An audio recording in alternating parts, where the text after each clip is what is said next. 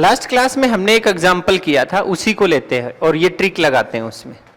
देखिए हमारा एग्जाम्पल था z is equals to A P और b to the power q upon c to the power r। ये example था last class में, हमने इसको एक्सप्रेस किया था, इसका सॉल्यूशन हमने निकाला था। अब देखिए सबसे पहले मैं आपको बताता हूं कि इसकी जो नेगेटिव पावर है, जैसे हम इसको लिख सकते हैं a to the power p, b to the power q, c to the power minus r। तो इसकी जो नेगेटिव पावर है, सबसे पहले इन पावर्स को पॉजिटिव बनाना है। तो हम इसको पॉजिटिव बनाएंगे तो क्या लिखेंगे, a to the power p, b to the power q और c to the power r। ये बन गया। अब इसका सॉल्यूशन करना है। अब देखो मैं आपको एक बात बताता हूं, ध्यान से सुनिएगा आप। डिफरेंशियल कैलकुलस लगाते हैं, ठीक है। देखो x, y, z तीन कंपोनेंट हैं, इनका डिफरेंशिएशन करना है हमें। तो सबसे पहले इसका डिफरेंशिएशन कर दिया, ये आ गया dx, फिर इन दोनों का डिफरेंशिएशन बाद में करेंगे, इनको कांस्टेंट रख लिया, हो गया। प्लस अब y का कर दिया, इन दोनों को कांस्टेंट रख लिया, तो dy और xz, ठीक। अब हमने इन दोनों का कर दिया है, अब z का करना है तो इन दोनों को कांस्टेंट रखेंगे, तो प्लस dz xy।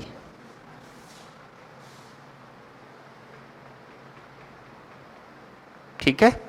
अब देखो अगर इन पे पावर्स लगी हुई हो, x to the power n, y to the power m, z to the power p, जैसे इनकी पावर दूसरी लगा देता हूं, x to the power p, y, q और z r, ऐसे पावर लगी हुई है इनकी। अब इनका डिफरेंशिएशन करना है, तो सबसे पहले इसका कर देंगे। तो इसमें x to the power n वाला फॉर्मूला लगाएंगे, n into X to the power n minus 1 into D X. ये फॉर्मूला बताया था मैंने आपको। तो ये फॉर्मूला लगाएंगे, तो p की जगह n की जगह p लिख देंगे, तो क्या बन जाएगा, देखो p x to the power p minus 1 हो गया, इंटू ये क्या है dx, तो dx। ये दोनों कांस्टेंट रह जाएंगे जैसे इसमें रहे थे, इस वाले में कांस्टेंट रखे थे, तो y to the power q और z to the power r constant रह गए, ठीक। देखो थोड़ा थोड़ा समझो आप। प्लस लगा दिया, इसका काम कर चुके हैं, अब y का कर रहे हैं, तो y को भी वैसे ही सोल्व करेंगे, तो पावर पहले आ गई q, y q माइनस 1 और y का dy, दो कांस्टेंट रख लिए, ये दोनों लिख दिए as it is, x to the power p, z to the power r। बन गया, बिल्कुल बन गया। प्लस अब क्या बच गया, इन दोनों को कर चुके हैं, z बच गया है, तो z to the power r है, तो r z to the power r minus 1 dz, और इन दोनों को एज इट इज लिखना है, x to the power p और y to the power q। ये सॉल्यूशन हो गया इसका। देख लीजिए एक बार फिर से, फिर भी समझ में नहीं आया है तो वीडियो को रिवाइंड करके देखिए, इट्स एन इंपॉर्टेंट, ठीक है। इसी प्रोसेस को इसमें लागू करेंगे। आपके पास में ये बना हुआ है, इसका डिफरेंशिएशन करेंगे और इसका भी करेंगे, तो क्या लिखेंगे, del z is equals to, सबसे पहले a to the power p का किया, तो p a p minus 1 b q c r और इसका डेल a प्लस, ठीक है।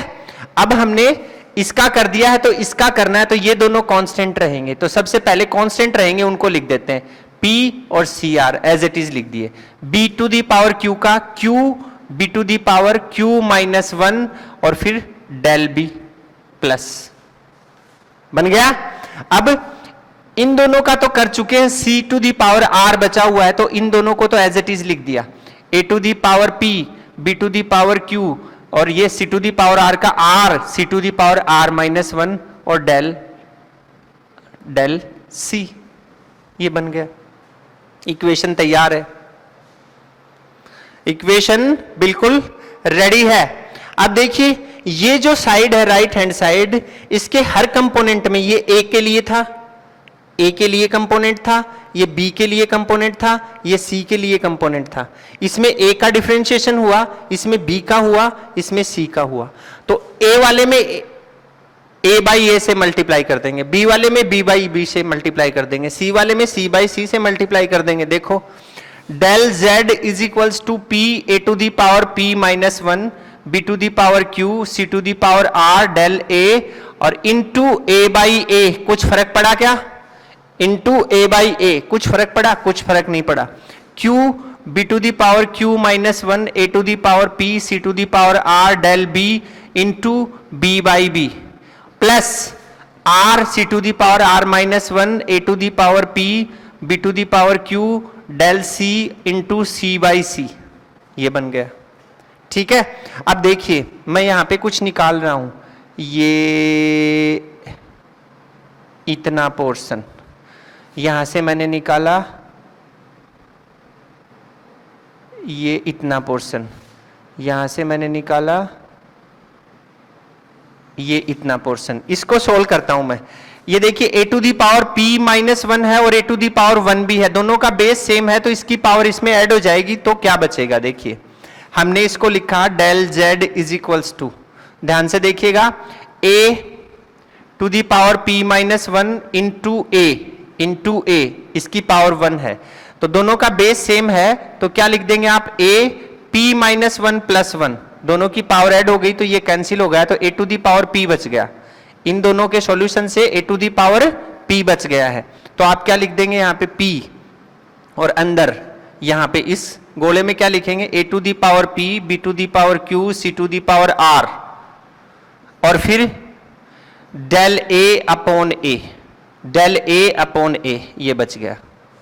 सिमिलरली प्लस q, इसमें भी वही चीज है, देखो ध्यान से, सेम का सेम, इन दोनों की पावर्स ऐड हो जाएंगी तो यहाँ पे b to the power q बचेगा, तो अंदर क्या बच जाएगा? देखो ध्यान से देखना आप लोग, a to the power p b to the power q c to the power r और यहाँ से del b upon b, del b upon b, ये बच गया।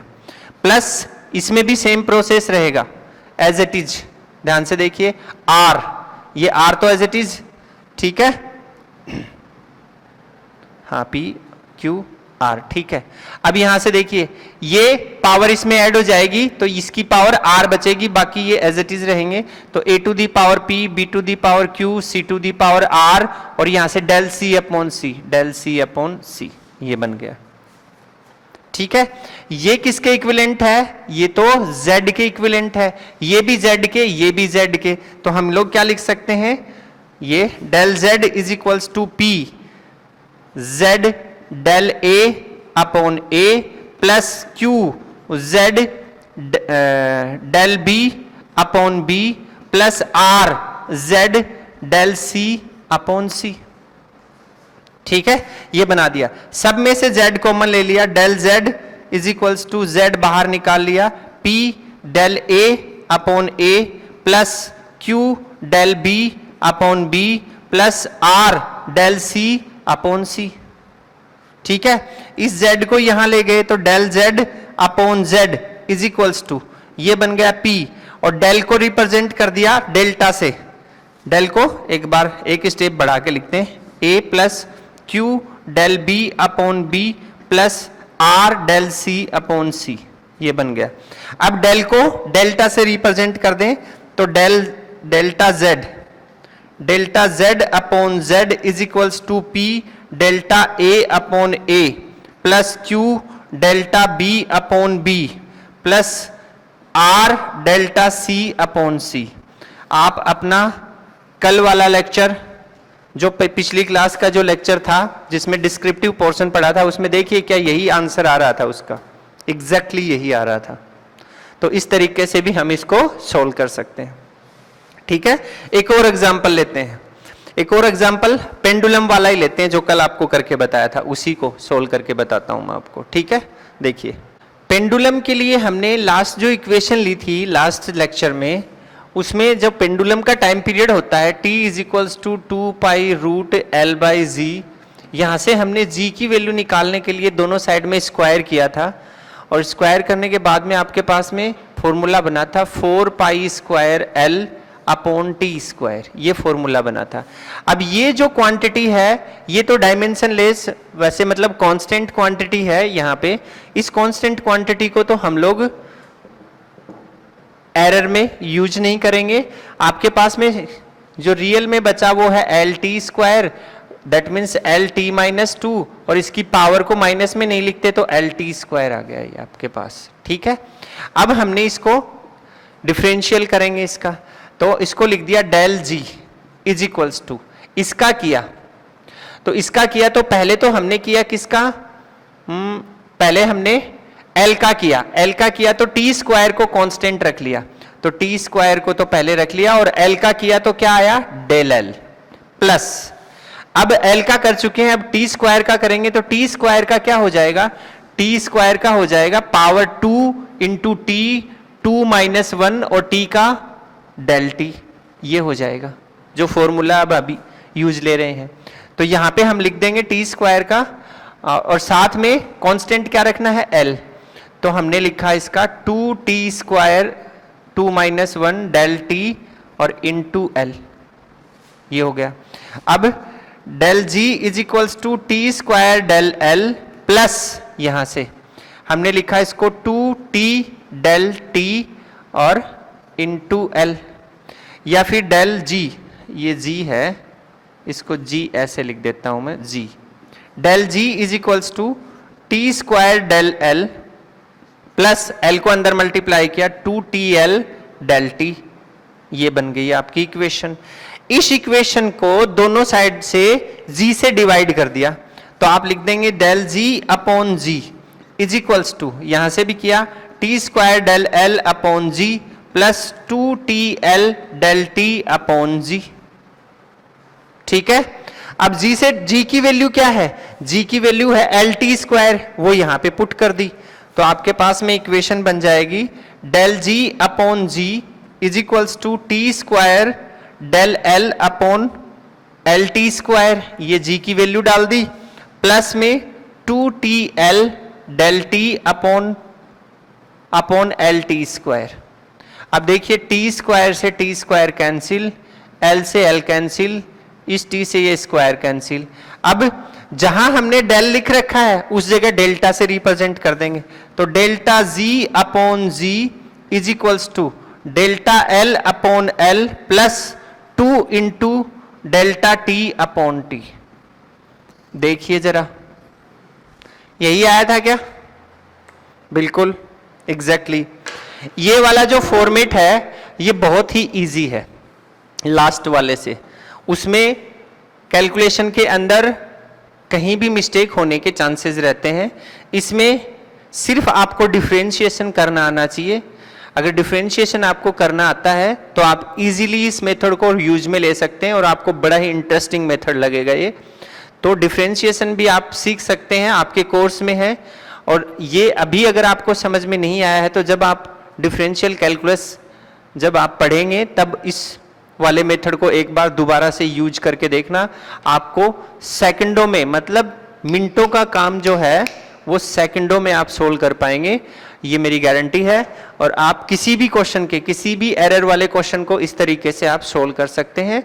आज के लिए इतना ही, नेक्स्ट क्लास में हम एक नए टॉपिक के साथ सिग्निफिकेंट फिगर वगैरह या फिर जो भी हमारा राउंडिंग ऑफ वाला जो टॉपिक है उनके साथ में आपसे फिर मिलेंगे। तब तक के लिए धन्यवाद, have a nice day, thank you, thanks a lot everybody. Hello everyone, last class में हम लोगों ने कॉम्बिनेशन ऑफ एरर्स के बारे में स्टडी की, काफ़ी सारे एग्जाम्पल्स का सॉल्यूशन भी किया हम लोगों ने, और उस एग्जाम्पल में हमने समझा कि एरर का जो प्रोपिगेशन है वो किस तरीके से होता है, जैसे सम और डिफरेंस में कैसे होता है, डिवाइड एंड मल्टीप्लिकेशन में कैसे होता है, और पावर्स को राइज करते हैं तो कैसे होता है। ये सारी चीज़ें आपने पढ़ी। लेकिन उसी क्लास में मैंने आप लोगों को बताया था कि मैं आपको एक डिफरेंशियल ट्रिक बताऊंगा जिससे ये सॉल्यूशन जो है वो इजीली हम लोग फाइंड कर सकते हैं, मतलब इजी तरीके से फटाफट इसका सॉल्यूशन हम लोग निकाल सकते हैं। उसी डिफरेंशियल ट्रिक को मैं आज आप लोगों को यहाँ पे बता रहा हूँ, कैसे किस तरीके से हमें इनको करना है। इसके लिए डिफरेंशियल कैलकुलस का हमें नॉलेज होना चाहिए। अभी तक आप लोगों को इसके बारे में नहीं पढ़ाया गया है, लेकिन आपके कोर्स में है ये चीज़, और हमारा ये टॉपिक चल रहा है, इसलिए मैं साथ के साथ इसके बारे में बता रहा हूँ और कुछ डिफरेंशियल कैलकुलस भी आपको इसके बारे में बताऊंगा।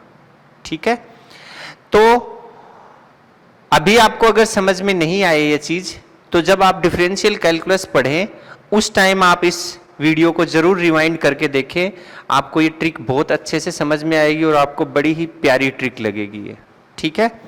तो जैसे लास्ट क्लास में जो एग्जाम्पल्स हमने लिए थे उन्हीं एग्जाम्पल्स को हम लोग यहाँ पे दोबारा से कंसीडर करेंगे।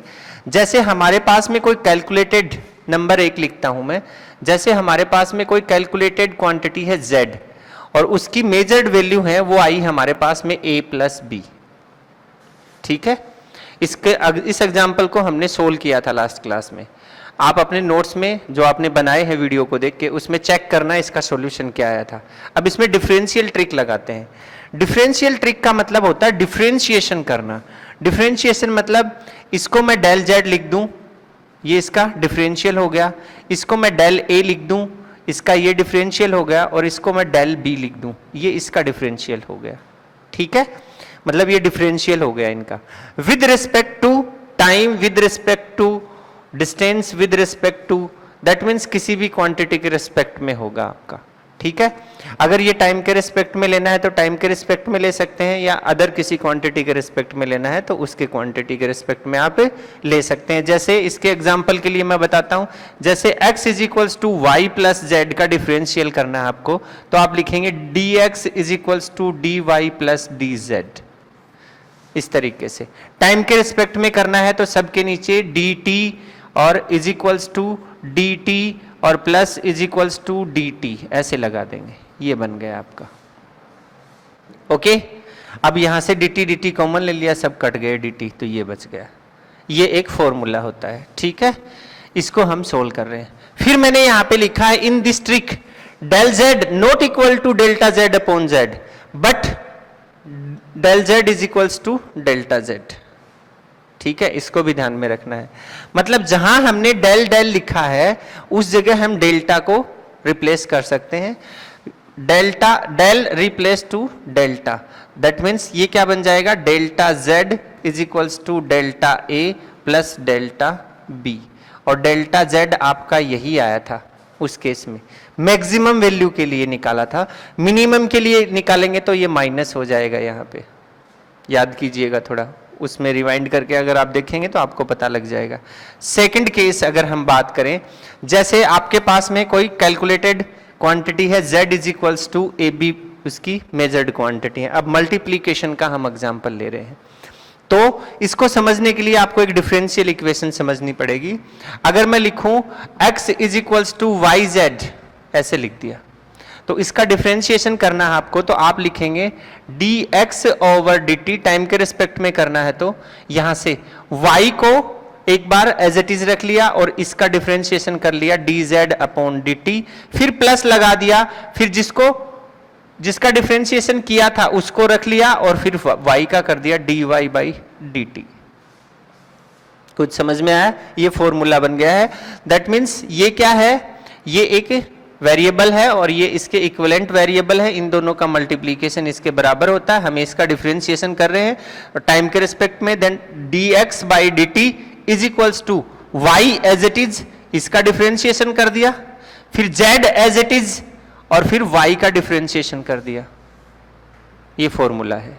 अब उसी फॉर्मूले से इसको लिखते हैं, देखो जरा, इसको क्या लिखेंगे, del z is equals to a as it is del b और plus b as it is del a।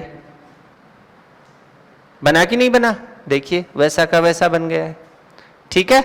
अब बोथ साइड में, अब दोनों साइड में हम z से इसको डिवाइड कर देंगे, तो मैंने लिखा यहां पे del z upon z is equals to a del b upon a del b upon z plus b del a upon z।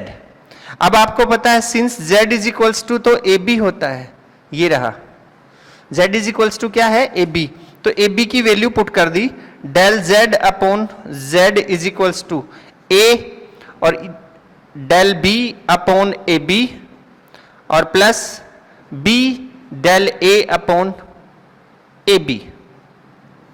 हो गया। अब देखो यहां पे आगे का सॉल्यूशन करते हैं, देखो कितना सिंपल है। अब जहां जहां डेल लिखा हुआ है उस डेल को रिप्लेस कर देंगे डेल्टा से, तो इसमें डेल्टा से रिप्लेस किया, delta z upon z is equals to a delta b upon a b plus b delta a upon a b. ठीक है, ए से ए कैंसिल हो गया और बी से बी कैंसिल हो गया, और delta z upon z is equals to delta b upon b plus delta a upon a. देखिए जरा, यही सॉल्यूशन आया था क्या लास्ट वाले लेक्चर में? जो नोट्स बनाए हैं उसको देखना, आप चेक करके देखना, यही आया था क्या सॉल्यूशन? एग्जैक्टली यही सॉल्यूशन आया था, आप देखेंगे तो आपको पता चल जाएगा।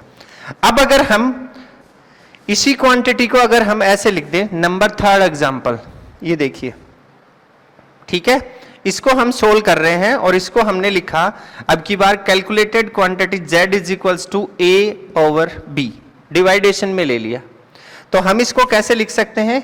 a b माइनस वन, ऊपर ले गए पावर माइनस वन हो गई। अब इस केस में देखिए आप ध्यान से, पावर माइनस वन है तो एरर कैलकुलेशन में पावर को कभी भी माइनस नहीं लेना है। एरर कैलकुलेशन में पावर को कभी भी माइनस नहीं लेना है, पॉजिटिव ही रखना है। तो हमने क्या लिखा है यहाँ पे? ए बी, माइनस वन को प्लस वन बना दिया तो ए बी बन गया है। तो z इज इक्वल्स टू क्या बन गया? A b. और ये कैलकुलेशन तो आप ऑलरेडी कर चुके हैं, ये देखिए यहाँ पे, ये भी सोल्व हो गया। इसके आगे की कैलकुलेशन सेम आ जाएगी। बताइए जरा, है ना मजेदार? बिल्कुल है। बस आपको कुछ डिफरेंशियल जो कैलकुलस है उसकी थोड़ी नॉलेज होनी चाहिए। अब हम एक एग्जांपल सोल्व करेंगे इसी को लेकर। लास्ट क्लास में हमने कुछ रेजिस्टेंसेज के सीरीज और पैरेलल कॉम्बिनेशन पढ़े थे। तो सीरीज कॉम्बिनेशन में तो कोई लफड़ा ही नहीं था, R1 प्लस R2 करना था, सम वाला ये वाला प्रोसेस लग जाएगा उसमें। लेकिन जो हमने पैरेलल कॉम्बिनेशन पढ़ा था उसमें हमारे पास एक अलग ही टाइप का फॉर्मूला निकल के आया था, और उस फॉर्मूले को मैंने यहाँ पे यूज में भी लिया था, लेकिन आपको उस टाइम बताया नहीं था मैंने कि वो फॉर्मूला है क्या चीज। तो उस फॉर्मूले को मैं आज अभी बता रहा हूँ, वो कहाँ से निकल के आया है और वो कैसे हमें डेराइव करना है अभी बताता हूँ मैं आपको। देखिए एक एग्जाम्पल लेते हैं हम पैरेलल कॉम्बिनेशन ऑफ रेजिस्टेंसेज का, और उसमें मैं आपको बताता हूँ कि किस तरीके से हमें उसको सोल्व करना था, कहाँ से हमने वो फॉर्मूला यूज में लिया था। ठीक है, जैसे फॉर एग्जाम्पल लिया हमने 1 upon r is equals to given है 1 upon R1 plus 1 upon R2, और इसको हमें सोल्व करना है।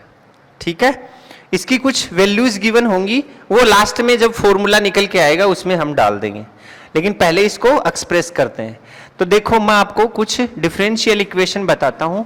1 अपॉन एक्स डी एक्स, मतलब 1 अपॉन एक्स का अगर डिफरेंशिएशन करना है तो वो होता है, ध्यान से देखिएगा आप लोग, ऐसे लिख देता हूं, डिफरेंशिएशन करना है 1 अपॉन एक्स का, तो इसका डिफरेंशिएशन होता है माइनस 1 अपॉन एक्स स्क्वायर और एक्स का डीएक्स। ठीक है, minus 1 upon x square into dx, ये फॉर्मूला है, ये फॉर्मूला है डिफरेंशिएशन करने का। ये आप लोगों की किताब के अंदर भी, एनसीईआरटी बुक में भी गिवन है मैथमेटिकल फॉर्मूले जो फिजिक्स में यूज होते हैं।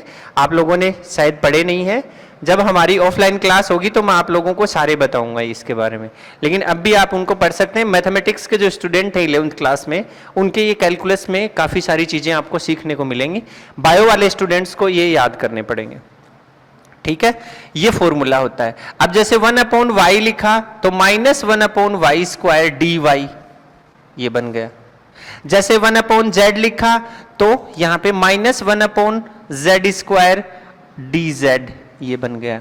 इस तरीके से ये फॉर्मूला बन गया है, ये डिफरेंशिएशन कर दिया हमने इसका। अब यहां से देखिए, ये जो निकल के आया है इसका हम डिफरेंशिएशन कर देते हैं। अब इसका डिफरेंशिएशन करेंगे 1 अपॉन आर का, तो क्या होगा? Minus 1 upon r square del r, similar process लगा रहे हैं, इज इक्वल्स टू, इसका करेंगे तो क्या आएगा? Minus 1 upon R1 square del R1 plus, यहां पे प्लस का सिंबल है, प्लस लगा दिया। अब यहां से देखिए, इसको भी ब्रैकेट में बंद कर दीजिए। इसका किया तो माइनस का 1 अपॉन R2 स्क्वायर और डेल R2, ये बन गया। ठीक, इतना सॉल्यूशन हमने इस फॉर्मेट से निकाल लिया, ये फॉर्मूला होता है डिफरेंशिएशन का, इससे हमने निकाल लिया। अब देखो जितनी भी जगह इसके अंदर नेगेटिव लगा हुआ है उसको पॉजिटिव बना दें, और जहां डेल लिखा हुआ है वहां डेल्टा लिख दें। ठीक, ये ट्रिक है, इसको याद रखना है हमें। नेगेटिव को पॉजिटिव बना देना है और जहां डेल लिखा हुआ है उसको डेल्टा बना देना है। तो यहां से देखो नेगेटिव को पॉजिटिव बनाया और ये हमने लिखा 1/r² और ये डेल को delta r is equals to 1/r1² delta r1 plus 1/r2² delta r2। बना कि नहीं बना? अब इसको कैसे लिख सकते हैं आप? Delta r/r2 is equal r² delta r1/r1² plus delta r2/r2²। ऐसा ही तो फॉर्मूला यूज में लिया था हमने। अगर याद नहीं है, आपने नोट्स भी नहीं बनाए हैं लास्ट वाले लेक्चर के, तो आप लास्ट वाले लेक्चर को रिवाइंड करके दोबारा से प्ले करके देखिए। उसमें एक ऐसा फॉर्मूला मैंने इसी इक्वेशन के लिए यूज में लिया था। वो फॉर्मूला कहां से निकला? यहां से निकला है वो फॉर्मूला, यहां से बनाया हमने। ये शॉर्ट ट्रिक बन गई है। अब सीधी सी बात है, आर की वैल्यू तो आपको फाइंड करनी है। R1 और R2 की वैल्यू आपको गिवन है, वो इसमें डाल दीजिए। उनके साथ में उनके एब्सोल्यूट एरर भी गिवन होंगे, वो भी इसमें डाल दीजिए। ये रिलेटिव एरर हो गया, ये भी रिलेटिव एरर हो गया, और ये कंप्लीट का रिलेटिव एरर हो गया। और आपको पता है कि इस केस में हम लोग ऐसे ही करते हैं। क्यों करते हैं ऐसे? क्योंकि R इज इक्वल्स टू, इस केस में क्या होगा, R1 R2/R1 प्लस R2 ये निकलता है। और इस केस में इनका मल्टीप्लीकेशन और नीचे एडिशन करना है, तो ये फॉर्मेट यूज होगा।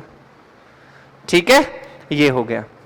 अब देखो अगर पावर्स को राइज करना हो, देखो पावर्स को अगर राइज करना हो तो क्या करेंगे? जैसे एक और एग्जांपल लेते हैं हम लोग, z is equals to a², power लग गई इसमें। ठीक है, अब देखो अगर मैं आपको बताऊं इसके लिए differential formula, x to the power n का डिफरेंशिएशन करना है आपको। क्या करना है? x to the power n का डिफरेंशिएशन करना है। तो सीधा सा फॉर्मूला होता है, ये जो पावर लगी हुई है इसको पहले लिख दो, फिर x लिख दो, और फिर जितनी पावर लगी हुई है उसमें से -1 कर दो। ठीक है, तो इसका डिफरेंशिएशन करेंगे तो क्या लिखेंगे आप? सोचिए जरा क्या लिखेंगे। ये हो गया इंटू dx। ये इसका फॉर्मूला होता है, ये देखिए ये फॉर्मूला बना। तो इसका करेंगे तो कैसे लिखेंगे? देखो अभी बताता हूं मैं आपको। इसका किया, डेल z लिख दिया। ठीक, इसका किया तो पावर पहले लिख दी, a लिख दिया। अब जितनी पावर है उसमें से -1 कर दिया और इसको डेल a लिख दिया। इसको और इसको मैच करके देखो आप। ठीक है, अब देखिए यहां से del z is equals to, ये हो गया 2a, 2 - 1, 1 तो पावर दिखाने की जरूरत नहीं है, 1 पावर डेल a, ये आ गया आपके पास।